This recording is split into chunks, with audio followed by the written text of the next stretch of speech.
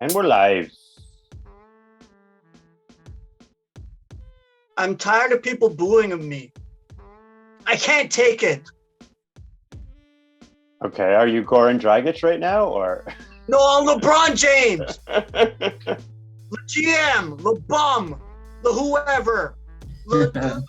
Destroy a team. Come on! Oh, goodness, I'm so disgusted. But good afternoon, good morning, good evening, ladies and gentlemen, wherever you are, whatever time it is for you right now. Just know that you are locked in until the point with Skip and the King. You guys know what to do. Go down there, click subscribe. We're still waiting for our 400th subscriber. We're giving away this Raptors toque. You guys know what to do. We're going to give it to any one of you. It depends on who you are. We'll see what happens. But thank you guys for watching. And thank you to the one and only Jas Grewal, content editor for the Toronto Star, for joining us today. It's been a while since you've been on the show. You are a very good friend of this show, and we appreciate having you on and hearing your input. How are you doing today, my friend? All things considered, the world is burning up right now, but I'm doing okay. Yeah, that's the truth. Yeah, so could be better, but I think hopefully we'll start progressing towards whatever's happening in Ukraine and this whole COVID situation. Hopefully we get out of this sooner rather than later. Well, at least today, for all of us and for everybody out there, we can enjoy this Raptors podcast. Yeah. There's no baseball to enjoy, so I'm going to have to stick to basketball for the rest of the year. You and your baseball. Come on. Okay. Now, Jas, recently, OG Anunoby has been out of the games, the last 3 games as of this recording. He's questionable tonight. It's a game time decision because of a fractured finger, his ring finger. Don't know which one. Don't know where he's getting married. But can I ask you about with the now that the Raptors are 2 losses out of the last 3 games, what effect does OG Anunoby's absence have on your Toronto Raptors? I think the obvious, the obvious areas where people are going to point to are scoring, shooting, and defense. Obviously, right? I mean, that's sort of the 3 things that he's like the ultimate 3-and-D guy, with a little bit of ability to create. We started seeing that earlier this year. I think in November was his best month of the year, averaging upwards of like 18 points a game. His shooting numbers were pretty good. Free throw numbers were a bit down, but we sort of saw it all come together without Pascal in terms of what OG can be. And at that point, before he suffered that hip flexor that forced him to miss all those games in late November and December, he was on a roll. We started seeing him driving to the lane, doing those step back jumpers. I don't know if you remember those 18 footers, where he still does it every now and then, but obviously not at the same rate. Obviously a lot more mouths to feed on the Raptors offense. But yeah, spacing is definitely the biggest thing that I think OG, besides defense, of course, that the Raptors really, really miss. I mean, teams are able to sort of gear in on Pascal and Fred. You're seeing a lot of times. Spin cycle. Yeah, a lot of times you see Fred run a pick and roll with Kem Birch, and they trap him on the sideline. They'll do the same with Pascal, and then you sort of rely on Kem Birch to be that release valve for the Raptors. But OG's been able to sort of keep defenses honest. So if you trap Pascal or if you trap Fred, and the ball gets swung to the corner, and OG's usually money. I know he's only shooting around 35% this year. Which is a bit down. I think he shot 39 that championship run, and then the year after 38.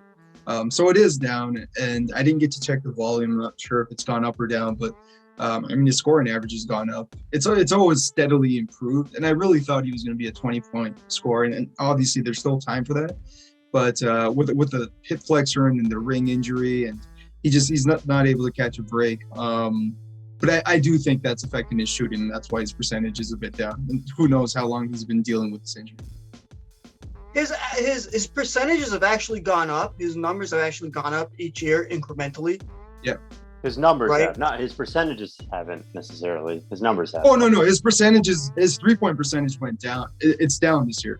Yeah. His scoring He's at numbers have improved. 35.1. Yeah, his scoring. But- I think it went from like 5 to 10 to 15 to now 17.5. So his scoring has gone up, but the 3-point percentage, and that might again just be due to volume. You're taking more shots. You have more responsibility. So. Well, last year he was shooting 39.8. The year before he was shooting 39. Year before he was shooting 33.2.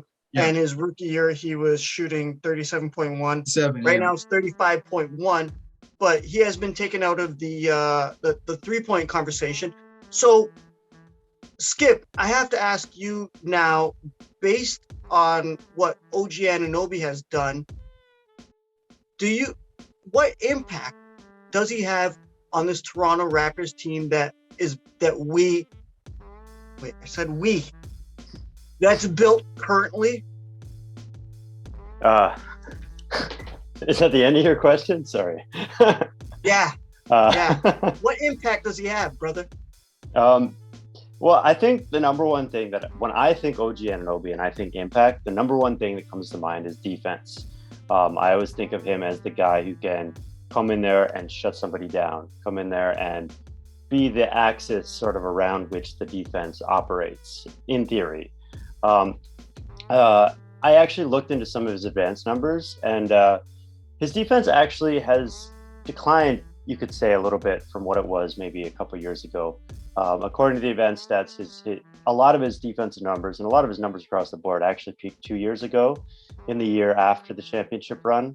Now, there's obviously some noise that goes into that, like defensive stats aren't very precise. He was still playing with Marcus All that year, still playing with some very good defenders who might not be around anymore. And now we've sort of seen him have to step up and be, like I said, become the axis of the defense, as opposed to become the guy who's setting someone up for the steal instead of being the guy who's gambling for the steal, for example. Obviously, he's still great at stealing the ball. But I think the thing is, as he's sort of maybe his defense has plateaued a bit, we could say, maybe it hasn't declined, but he's not necessarily moving up to that all defense level. But what he does bring is he is this all around player, right? He's this guy, that fourth wheel in the big four, that guy who plugs all the gaps that you need him to plug. He's a rebounder. Yes. He's a shooter. He's not much of a playmaker, but if he really needs to be, he can be. He's a defender. A little bit of everything. And when he's out of the lineup, you're going to really struggle to replace all of those things. You might find a guy who's a rebounder. You might find a guy who's a shooter.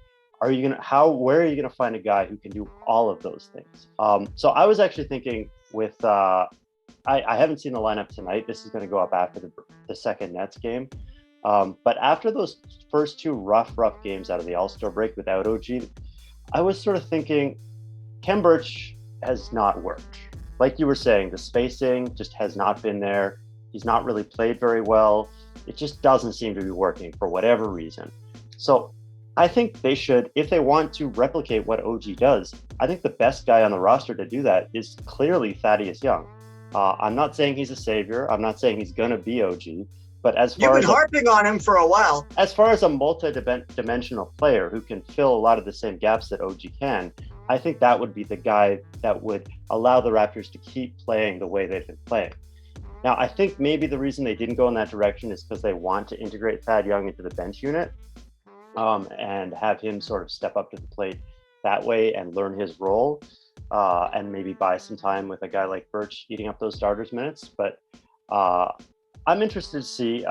We'll have to see. OG went to a specialist yesterday, and he sounds like he's going to be coming back sooner than later. So this might not be a long-term conversation that we're dealing with, but it will be interesting to see how they go forward, replacing his minutes and what he can do once he gets back. What, Skip? You just said something about plugs, but I will get into that. I would like to say, listen, OG is a viable part of this Toronto Raptors team. He can bring it. He's one of the heavy hitters, one of the most underrated players in this league for what he does for his team. I don't care about stats padding. James Harden, Russell Westbrook, go kick rocks. I don't care about that. I like to see what a player does for his team. And OG really has stepped it up for the Toronto Raptors. You can look at his stats this year. You can look at his stats for his career, where he has brought it each year incrementally, depending on which stat you want to look at. I think he has offered a lot to the Toronto Raptors and has contributed a lot to their winning.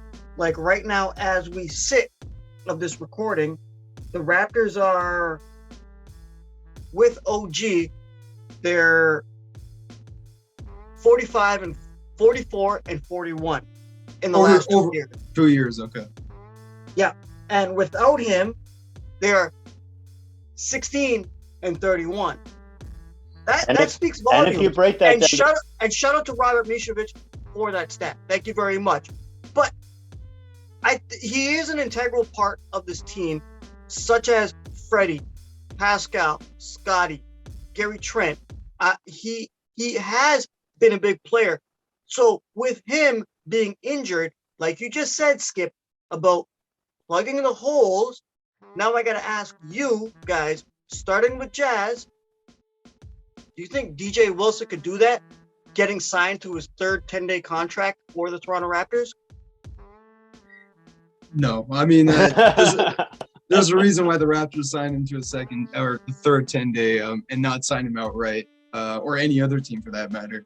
He has his limitations, and he's a nice little energy burst off the bench for like a few minutes, maybe in garbage time. But I don't know if I'd rely on him to be my lockdown defender or knockdown shooter. I'm sure he can supply some of those elements, in instances, but in terms of consistency, you can't really replace OG's, that sort of consistency, that continuity. And another thing that I think that's important to mention here is just the team chemistry. I think the five guys know each other's spots and games so well that you take one sort of puzzle piece out of that rotation and it's gonna cause anarchy. Well, not necessarily anarchy. As long as you got Fred and Pascal in the mix, you're sort of able to make a semi-coherent offense.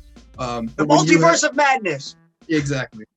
But when you take out OG, and as Skip mentioned, that defensive presence is so vital, because now teams are blowing by your front line, or if they're playing like a zone, or if OG's near the perimeter, defenses are blowing by the front line and getting to the rim. The Raptors are already a terrible defensive team inside. Precious is starting to trend upwards, but the Raptors aren't great at protecting the rim, and they're not great at protecting the corner three.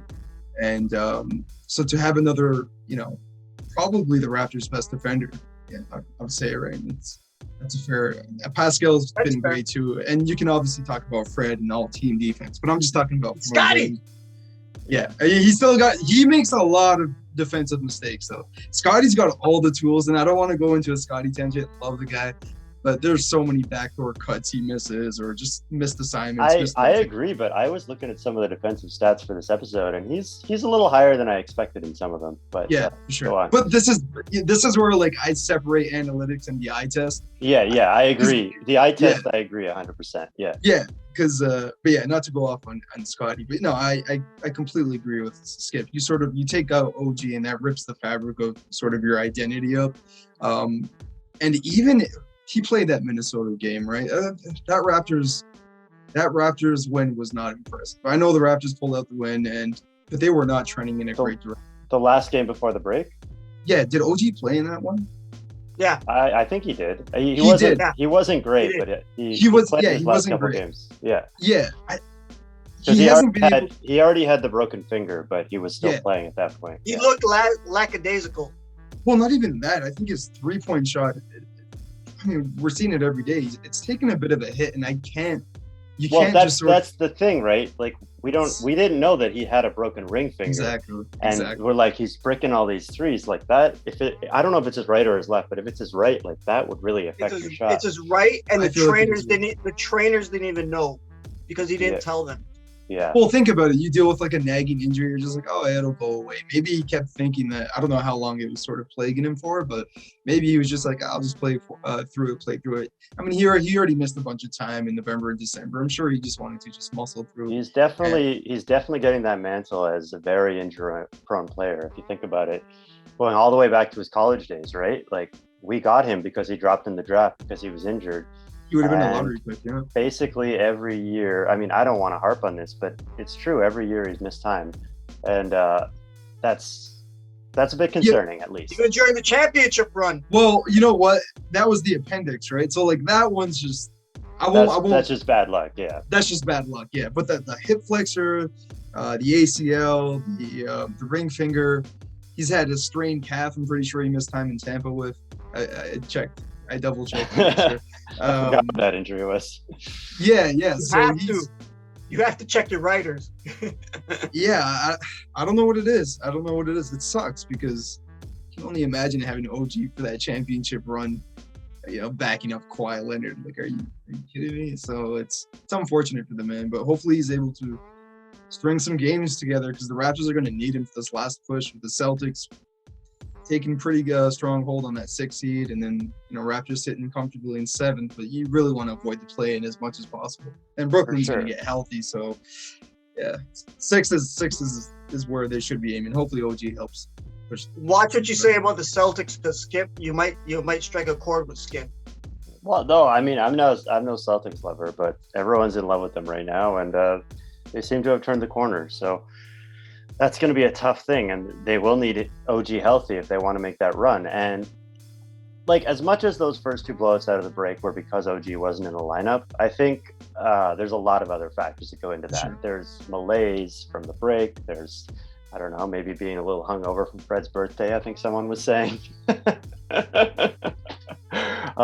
There's Pascal. I think he was sick, or Fred's got that leg injury. That's another big concern, as well as OG. For sure. I mean, he's missed time now, two games with the game coming up tonight against Brooklyn. He'll be 2 games that he's missed, plus the 2 before the break as well. So this is a lingering thing now, and the Raptors are going to need all 4 of these guys, because the whole thing this year is when the Raptors have their 5 best players on the floor, they're a damn good team. When they don't have all 5, yep. When they don't have 4 of those 5, they're a very beatable team. And everything kind of falls apart a little bit. Like, everything just kind of sags in the middle, and it's like, all right. And the seas kind of open up, and it just gets messy. What's funny about all 5 of the best players being, playing minutes together is that, and I remember listening to the Will Lou and Alex podcast, or the show that they got, and they mentioned that they're actually a 0. So the top 5 players on the Raptors. What do you mean by 0? Like, they're not negative, they're not positive. Their net numbers are 0. So they're okay. It may have changed over the last few days. I think the caveat is that with Chris Boucher in the lineup, for any one of them, they're always a positive. So they just kind of need Boucher to be that center, or someone to be that center. But like, they are, as much as 0s, it doesn't sound good, but those players individually are all part of what makes it's better than negative. Yeah. And I think it points to sort of the drop off when the bench comes in, right? So that's why like, you wouldn't be looking at that 0 points and be like, oh, those aren't impressive. They probably aren't impressive, to be honest with you. But when you notice, you go to the bench and your team gives up a bunch of runs, or you're not able to sort of withhold a lead, that's when that number is like, it's pretty much a positive. It's one of the sort of, I guess, the upward positive advantages of having the 5 guys together is just what you're getting from these guys. As soon as you take 1 or 2 of those guys out, it's like a chicken with its head cut off. There's no real leadership off the bench, and hopefully Malachi is able to build on these last few nights and bring that off the bench. So Malachi, I've got to say, in these couple games that we've seen since the All-Star break, we've seen Precious step up, we've seen Scotty step up, we've seen Malachi. I've got to say, like, Malachi Flynn looks to me like a different player. No, Delano hasn't even been playing, But Malachi looks to me like a totally different player than he was earlier in the season. Like the way that he's driving now, the way that he's attacking the rim, like he was not doing that before. He was not getting the angle on guys. I don't know exactly what it is in basketball terms, but he's got that edge now, that step. But and, not to cut you off, but I want to ask about that. Do you think that has a lot to do with Nick Nurse sort of having that short leash and Malachi looking over his shoulder every time he dribbles the ball or takes a shot? It's just like, I'm going to get pulled. Oh, okay. So that's okay. Yeah. Here we go. May I answer that question? All right, jump in. The Raptors bench, I have been speaking about since prior to the beginning of the season, saying that this could be the bench mob 2.0. I've had to eat my words a lot of times, but it's also because of the coaching staff and Nick Nurse not playing them, not giving them the reps. Now, what we've seen, what both of you guys have just touched on, was Malachi coming through. He's finally getting some reps now that Freddie VanVleet is injured, my mom's favorite player. Mom, stop, don't get mad at me. But now that he's injured, he's getting his reps and he's proving, he's showing. I think this whole bench team can come together. You got Malachi, you got Utah, you got Svi, right? You guys got to give these Delano.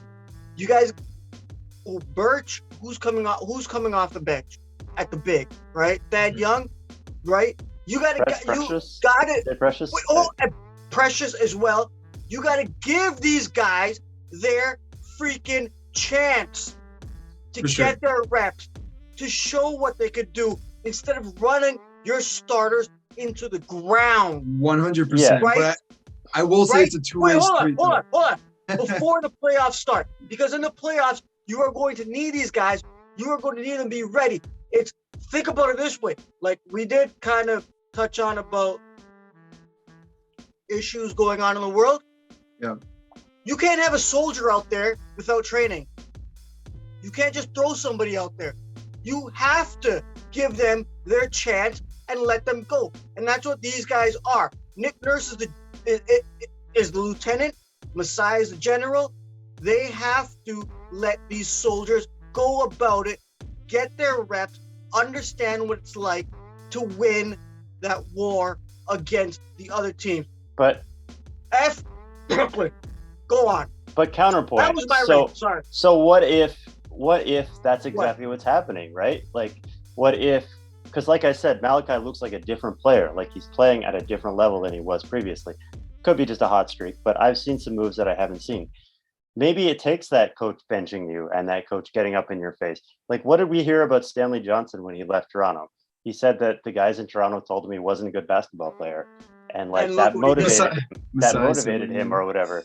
So like, it's tough love, obviously. I don't know if it's necessarily a good approach to coaching, but if it gets results, like, I mean, well, yeah, just to sort of dovetail off your point, I think it's a two-way street, though. Minutes for sure.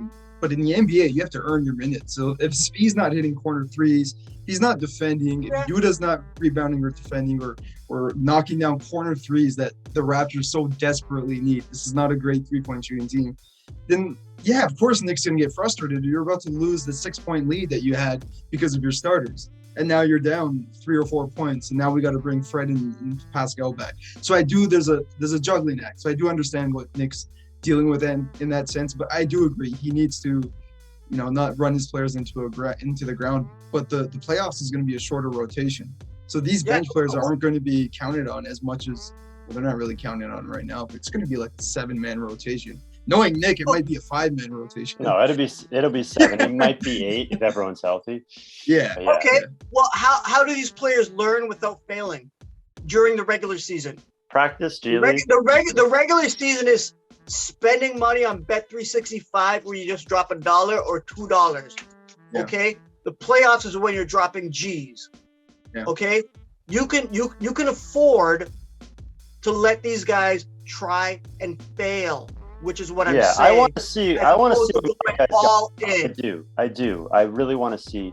And I do think confidence plays into it because I think there was no reason why he was shooting as poorly as he was. Just specifically to isolate his shooting. I think his numbers in the G League were solid when he was shooting, and then he came up to the NBA and Dope in the G League. He couldn't at the side of the brick. Couldn't at the side of a barn door. Pardon my. Yeah. Apparently in warm-ups he was knocking threes down left, right, and center. But yeah, it's a mental thing, right? But that's what makes you an NBA player. You gotta get through that mental sort of blockade and 100%. You know what? That doesn't make you an NBA player. That makes you a basketball player. It's all about confidence. Yeah. I say personally, my small size, I'm only 5'8", and I can whoop a guy 6'8" just based on confidence, right? And it's happened. It's happened. 6'8". Yeah, it's happened. It's happened. It's happened multiple times. Mm-hmm. Okay, guys that have played. Was he in his 60s? No, these guys were actually younger than me. You know, everybody's younger than me. But it's all about the confidence. For sure. If you give these guys the confidence, maybe they can take it and maybe they can run with it. Maybe they can do something and have that mentality for when the playoffs do hit and the Raptors can possibly hit that play-in tournament or even hit the 6th seed and maybe take on the 3rd seed. You never know what they can do, right? Maybe you need to call on them. What if, like we're talking about today, OG Anunoby getting injured? Who would you put in? Thaddeus Young. I agreed with Skip's Thaddeus Young. I think with Kem, you're not getting anything out of him right now. He's not even hitting that little flip shot that he usually knocks down, 5 or 6 feet from the net. So, and then defensively, rebounding, he hasn't been that great. Mind you, he's played some big guys. Even like an average center would give Kem trouble just because of the sheer size. The Raptors don't have anyone taller than Siakam, who's like 6'9", 6'10"-ish. So, I mean, it's tough to sort of make up that ground. But I do think that Thad, he's not known as, a prolific three-point shooter, but going 3 of 3 yesterday, that was something that was nice. That's something that we don't really see. He hit a few of them. I think he hit 3 or something. Yeah. Oh, that's what I just said. 3 for 3. Yeah. He would be my choice. Experience. He's obviously a really good rebounder. He's able to get inside and he's got a touch that you don't really see out of NBA players. Raptors have wanted Thad for so many years, back to his Philly days and what have you. But I think he would be a seamless fit. So it'd be someone like Fred, Gary Trent, Thad, Scotty at the 4, Pascal at the 5. Knicks used Scotty at the 5 before, and he's shown some flashes, but he's gotten torched there as well. So I think I like Pascal. Pascal's our best big defender anyways, or the Raptors' best big defender, not ours. I think, OG when he's healthy, I think, but... No, sorry, like big man defenders is what I'm saying. Yeah, but OG gets on some centers. I don't know. He did a good job against Jokic. I'll give him that. Yeah. He's a huge brick wall. Which is very hard. But at the end of the day, he's 6'7". So how much are you gonna? Yeah. How much are you gonna bother? He can push guys out, but once they get inside, I mean, he's shorter, right? Pascal's got that length. Then Pascal has a problem pushing guys out too, so it's just sort of shifting holes. So I agree with that. To answer the question, though, sorry to jump in on you, but to answer the question, I think obviously I said Thad Young, but can I change my answer? No. Precious. I think here's the thing. I think Thad Young is the best to replicate what OG brings to the table, right? If you want a player who can play like OG was in the lineup, Thad Young's your guy. If you want to keep that coming off the bench, if you want to, for whatever reason, keep that in reserve, I think there's a pretty good argument, and we haven't seen the game tonight, but I'm sure by this time this is out, that will have happened. And Precious is a great candidate to step into that spot because obviously we've seen him go to the All-Star break, decide he's a superstar, hit every corner 3, dunk all over everybody. He's young, obviously, so they can still go with this development narrative. And I think if it's between Precious and Kem Birch, Precious has clearly outplayed Birch for the past really month or two at this point. More than that. And he's he's an example of, we talked about Flynn, right? And Flynn not getting the playing time. Well, here's a guy who did get the playing time all year.